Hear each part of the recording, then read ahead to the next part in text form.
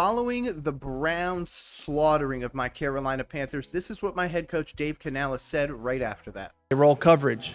All right. Sometimes ball gets pretty simple. 2 turnovers. They had 8 explosives. We had 4. 2 of ours got called back for penalties. So I think we were even in terms of numbers of penalties, but it was when they happened that really just put us in a bad spot early on. And then, I thought they did a great job just getting on the edge. Shador extending plays, finding guys down the field. And then even Huntley comes in, and makes a couple of plays with his legs. They were able to continue some drives. I thought they did a great job. I was proud of our group. Played physical. Some great running and hitting happened all across. So really proud of the play style. But, part of our play style is playing smart. I didn't feel like we did that. I felt like there was sloppiness, in some of the drives. And we're looking at 1st and 15s, and we're looking at some situations like that. So we got to, take that, look at it and make sure that we're continuing to coach the technique better in some of those situations. I agree. But if you were here last year when I was doing all of my Dave Canales breakdowns, just like I'm going to do this year, right here on Roll Coverage with your boy Nick, I'm going to be breaking down every single Dave Canales press conference, obviously starting now. I didn't want to do it in the training camp or anything like that. We're at least in preseason, so Dave is going to start opening up about what's really in here. And you know what one of those things is? Last year he told us that he didn't want guys making those mental errors. And you know what we're returning? Guys that were making those mental errors. So I think it's really because he's frustrated that a lot of these guys haven't taken that next step forwards. If you can't beat a guy out like Claude Canales, then I'm sorry, we're in a tough spot. I understand that he's still a player on our team and I want him to do well, but Dave is wanting to not increase the roof, but bring up, whatever you want to say, increase the floor. He wants to make the floor much higher. He wants to make it this way all of these guys in here are contributing at a high level. And I love that. If you were here last year as well, you saw that I was big time into Dave Canales. I wanted him as the head coach in December. We didn't hire him until the middle of January. I like him. I just need to see this year that he goes out there and really puts his thumb on this team, because right now I'm worried. It's also preseason game 1, so take that with a grain of salt as well. Yeah, I was like right in front of it. We asked our receivers to finish the play with hands on. He had his hands on the guy the whole time. Through the echo of the whistle, the guy, swung and chopped his arms down, and Xavier just kind of held onto his jersey. Then they started exchanging punches. You can't do that. Neither side, both guys got ejected, rightly so. We can't have that as a part of our game. It's a physical game. Can't handle that, Tempers are going to get hot, but as soon as you throw a punch, all of a sudden we're at a disadvantage. So we want to see better from X for sure. I 100% agree, and if you guys don't know, the clip is right here. Yeah, that's Xavier really getting those licks in, but to be honest, it was a boneheaded play. But hey, I'd rather have it now in the preseason. You know what? You're going to pay a probably $15,000 fine. So hey, you were throwing $5,000 haymakers. But right now, we are looking at the team as going forwards, and I need you to mature. I need you to be a better leader. You're a second-year wide receiver. You're supposed to be wide receiver 2 on this team. I need you to set an example. If T-Mac is coming in and already setting the example for you, then we have a problem. So I agree. It was a boneheaded move, but hey, fighting, I'm always for it. I don't care what anybody says. If you're fighting on the field, it means that you care. It means that you want to win this game today, and for that, thank you, Xavier. This is major brownie points from me, a major critic of yours. I have not. No, I just got in the locker room right now, so they escorted him off the field, right after that play. So. Okay, so that was the question that, again, hey, hopefully the AV fixes it where they can actually, get the people's questions in so we can hear it. But that was basically saying, have you talked to Xavier Legette yet? Obviously, immediately post-game, didn't talk to him. Makes sense. You don't immediately rush to him. He kind of separated himself from the team early on. So for that reason, I understand that. I don't care. This isn't a story for me. A lot of what you just described about kind of the sloppiness that happened later in the game. Your thoughts on the touchdown drive, and did you see everything you needed to from that first team offense? Yeah, I thought it was good to just kind of see, some of the matchups that we took advantage of. And, some guys made plays down the field. T-Mac made a nice play down the field. Jalen Coker comes in, when Xavier goes out, and did a fantastic job. Like, we didn't skip a beat, made some great plays that way too. So I saw some good rhythm. And I think, the first drive, wasn't what we wanted, but it was good to just get the group out there, just working together, getting into the flow of the game, getting some good runs. Loved how hard Chuba ran, Rico ran, yeah, there was a good enough work there, and thinking about maybe getting him another series as we go into Houston, to just kind of feel the flow of the game and have to be out there, kind of work through things on the sideline. I agree. I think I saw the bones of a team that I could really get behind. And in a way that I feel we'll be able to generate a pass rush, be able to get those 3 or 4 yards, not putting ourselves in that 3rd and 15, 2nd and 18 kind of stuff like we were doing last year. And that's going to be the difference between winning 6 or 7 games and, you know what, beating my prediction of 7 wins. That's what it's going to be. Turn those little things around. You know what? Win the game where you win the game 20-21. Do something where you're really eking out those close games and you're competitive every week. I think that's what so many people last year got so hung up on with the Chiefs game and the Eagles, is that we were competing. Yeah, I think that was also just times where those two teams didn't really play to the level that they felt like they did. Or, hey, maybe we were playing out of our minds. I don't think that that's the standard. I think the standard is to go out there and be consistent every week. What did Dave Canales say when he first got here? We need to limit the turnover battle. That's going to be a whole other situation. Fumbles, interceptions, or you know what? Throwing a ball behind a guy. That is something we cannot do this year. So for this reason, I could not agree with Dave anymore. I saw the bones of what I want. I just didn't see myself getting pushed over the edge.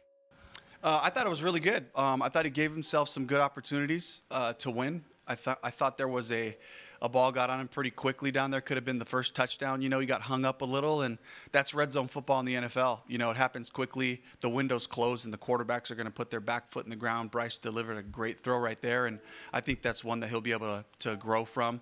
We had another opportunity on a slant and go where he and Andy just kind of didn't connect on it, but I thought he won. I thought he got on an edge, and I thought the throw was just a little bit high, but I like the speed of play. I love that he was able to give us an option there. I 100% agree. And to be honest, that drop from T-Mac in the end zone, that's 1 out of 10 maybe where he's going to drop it. I don't see a scenario once they get in rhythm that he's not going to catch those balls. But you also got to remember, teams are going to scheme for that. So we're going to also have to see guys take a next step.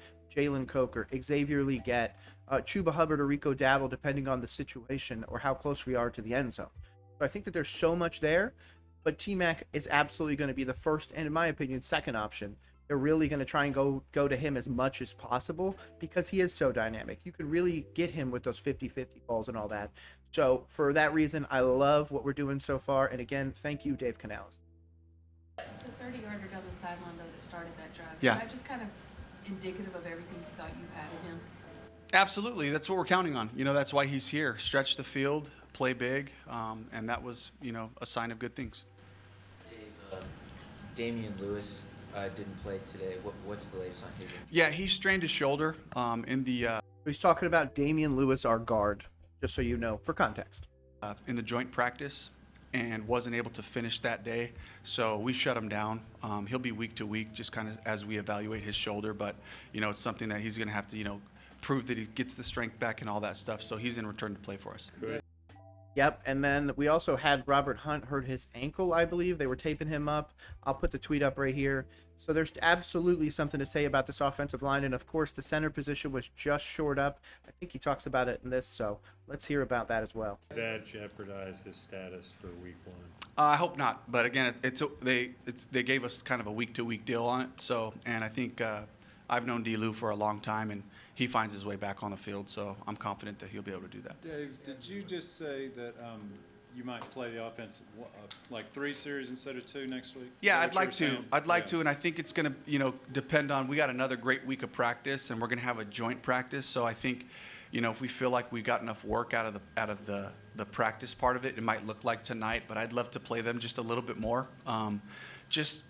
The more that you can do that, the more they can kind of, refocus and come out for another drive. And I'm very pleased with the conditioning of our group. I think Josh Hinks has done a great job of working with us, and Jeff Brown helping me plan the practices. I feel great about the conditioning level of the group, but it's really more about just the all the mechanics, of just coming out of a huddle, different situations that may come up. Given how many young quarterbacks you've worked with, Yeah. what were your observations of Shador at practice and Yeah. during the game today? Very impressed. By the way, shout out to this dude right here. He not only puts out fantastic questions all the time, but he's a must follow. So I'm going to put his information up right here. This is the dude that just asked that question. If you're not following him, you are not following Carolina Panthers football, just so you know. Extending plays when he had to, getting the ball out of his hand quickly. I thought he did a great job of not sitting there in the pocket to see what was going to happen. He either took off and extended and made some plays with his legs, or he got the ball out quickly to a check down. And so I was just really impressed with just the way that he operated out there and really, kept himself pretty clean for the most part. Dave, I would agree. I think Bryce Young is going to need more time. I think even after this season, we're still not going to be in love with Bryce Young, or I shouldn't say us, me. I'm not going to be 100% sold on him unless he gets close to 30 passing touchdowns. Again, rushing touchdowns are a bonus unless you're a running quarterback. But it seems like Bryce is just kind of taking those moments where he can. Again, just like with the T-Mac thing, they're going to start scheming that into it. They're going to put more, spies and everything like that. So with everything that we saw last year, I need to see him build on it. I didn't really love the first drive, like Canales said. Second drive looked a lot better, but of course that deep ball to T-Mac really put us in position for that to happen. Is that going to happen every time? No, there's going to be times where he's blanketed and where we have to go other places, and I think that's going to be the great teams basically try to eliminate him from the equation. So I think moving forwards, guys like Xavier, guys like Coker, Adam Thielen, Hunter Renfrow, Jimmy Horn Jr., Tommy Tremble when he comes back, Jatavian Sanders, or even Mitchell Evans.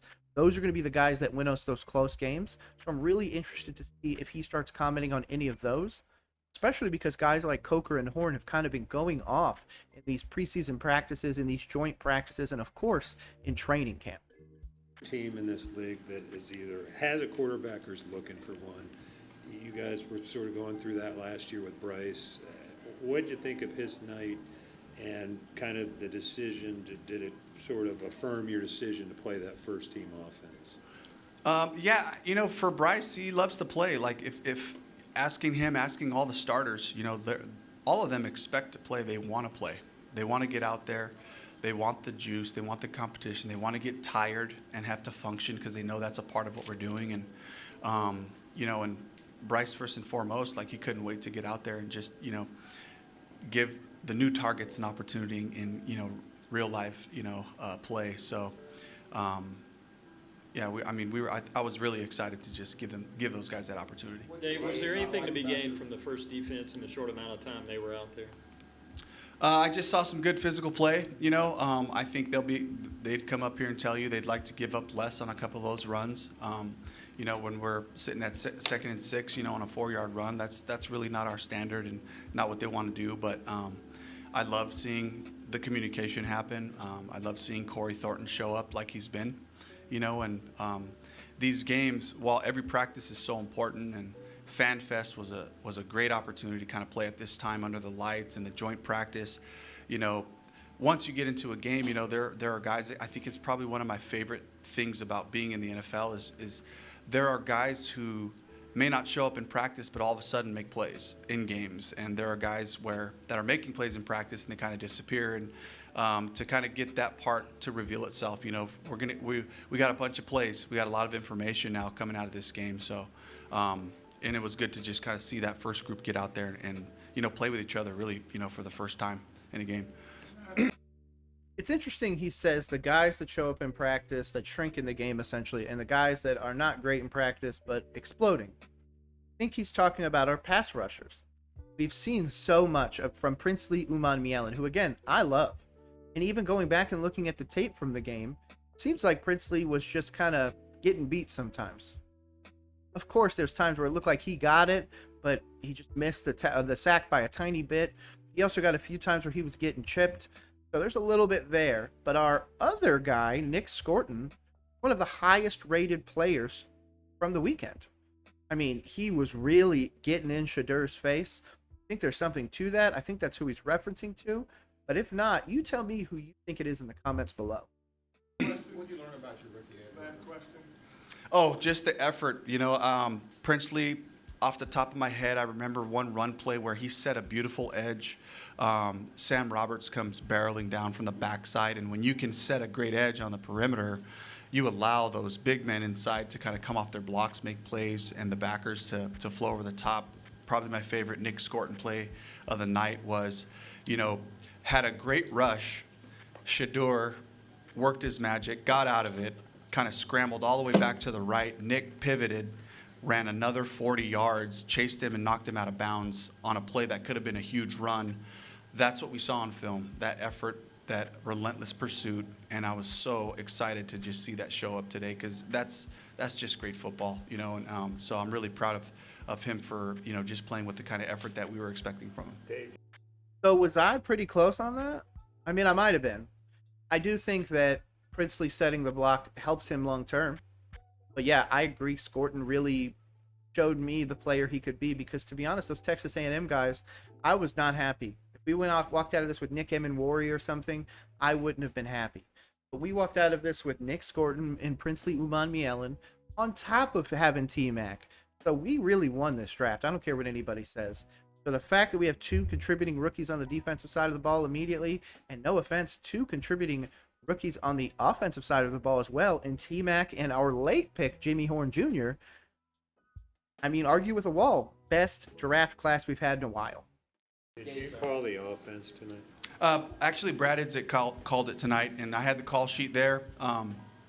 He kind of worked through a flow, worked through the openers, the first 15, so he kind of had like his good amount of plays right there, the situational stuff, and I kind of was just in his ear with just the plays, the style of plays that we were running, and wanting to try to hey, thinking runner keeper here, let's see a screen, let's some different things like that, just kind of feeding him stuff. But I wanted him to get that opportunity to be able to function with the guys and feel the flow of the game. Dave, sorry, can you? Interesting that Idzik was calling the plays. I didn't really hate the offensive scheme. I just feel like Dalton is just. Last year, there was an argument Dalton was the better quarterback, or at least to play, until the car accident. Now we are looking at a situation where Derek Carr might be better than him, but regardless, Dalton's just not there. He's over the hill. I don't really feel like he's a serviceable backup. I feel like because Plummer can't take that step forward, we're in this situation where the backup is still question mark, especially if there's any issues with Bryce this year. So that concerns me as well. But there's really nobody else out there that we can just go snag, barring a trade. And I don't see anybody wanting a guy like Dalton, so getting rid of him is going to be tough unless it's just for peanuts. But we're absolutely going to see. We're going to see soon as well. You mentioned Corey Thornton. Can you expound on his night? He had a massive WWE-style tackle. Yeah.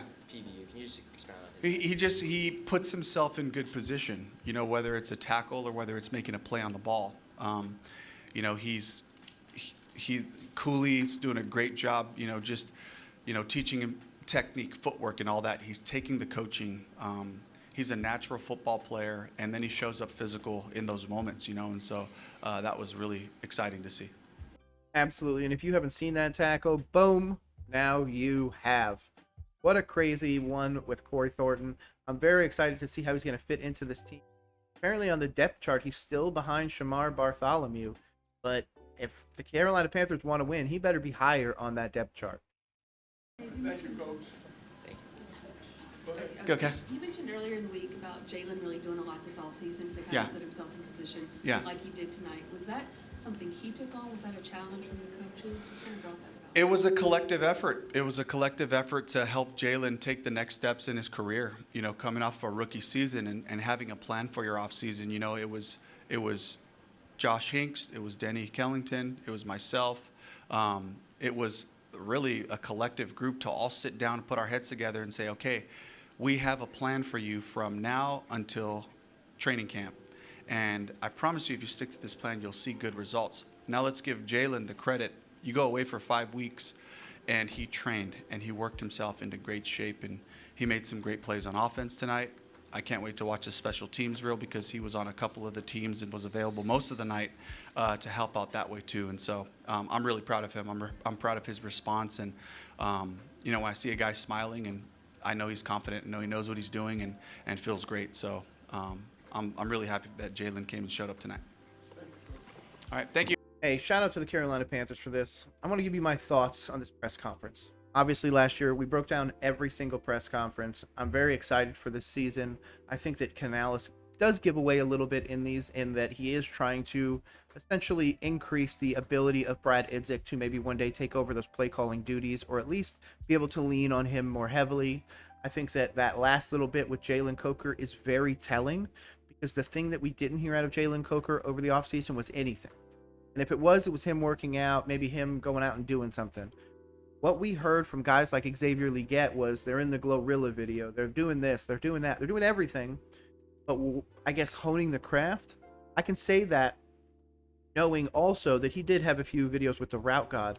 But the fact that Canales is coming out and saying, like, I went out of my way with other coaches to make sure Jalen Coker was on the right path, lends a little bit to the idea that, I mean, is he going to be our wide receiver 2 at some point? Maybe. I don't know if that's this year. And if it is, that means that Xavier Leggett takes a massive step back, because I don't see there a scenario where it's T-Mac's fault. So with that, I want to push the question off to you. What was your thoughts of this Browns game?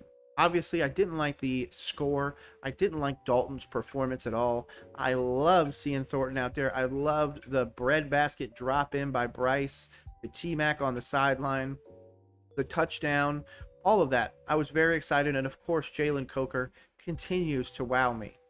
I'm not really sure where I'm going from here. The next press conference we're breaking down, I believe, is going to be before the Houston Texans joint practice. So make sure you check that out right here on Roll Coverage. My name is Nick. I can't wait to see you in the next one, whether or not it's Carolina Panthers or just another team that you might enjoy right here. See you soon. Peace.